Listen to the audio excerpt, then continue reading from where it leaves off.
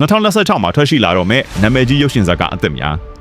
Avatar Fire and Ash ဒါရိုက်က James Cameron ရဲ့အပြောင်မြောက်ဆုံးလက်ရတွေတဲ့ကတစ်ခုဖြစ်တဲ့ Avatar ရုပ်ရှင်ဇာတ်ကားဟာပုံကူမြောက်စီကွယ်ကို2026ဒီဇင်ဘာ19ရက်နေ့မှာရုံတင်မှုပြင်ဆင်ထားပါတယ်အခုဆိုရင် official trailer တစ်ခုလည်းထွက်ရှိထားပြီးဖြစ်ပြီးဇလန်အရဆိုရင် Pandora ဂျိုရဲ့နတ်ဖျား Ewa ကိုမကိုးဝယ်ကြတဲ့မီးမျိုးနယ်စုတွေနဲ့ပဋိပက္ခတွေကိုအကောင့်လာ VFX တွေနဲ့ခန်းစားကြည့်ရှုရမှာဖြစ်ပါတယ်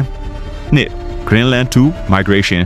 ဩကာကဲကြီးကဘာပေါ်ကိုကျလာပြီးကဘာပြက်ကတ်ကြုံပြီးနောက်ဒုံးစေးဘန်ကာထဲမှာရှင်သက်ကြံရိတ်ခဲ့သူတွေသူတို့ရဲ့ဘန်ကာထဲမှာပဲဆက်နေနေရင်ရှင်သက်မှုအခက်အခဲဖြစ်လာတဲ့အခါဘန်ကာအပြင်ဘက်ကိုထွက်ပြီး habitable ဖြစ်တဲ့နေရာတစ်ခုကိုရှာဖွေကြရပါတော့တယ်ဒီကဘာလုံးနဲ့ radiation တွေ thunderstorm တွေ space debris လက်ကျန်တွေချတဲ့ paradise နေရာတစ်ခုကိုအသက်ရှင်ကျန်ရတဲ့သူတွေဘယ်လိုရအောင်သွားကြမလဲဆိုတာရင်သက်ရှုမပွဲစောင့်ကြည့်ရမှာဖြစ်ပါတယ်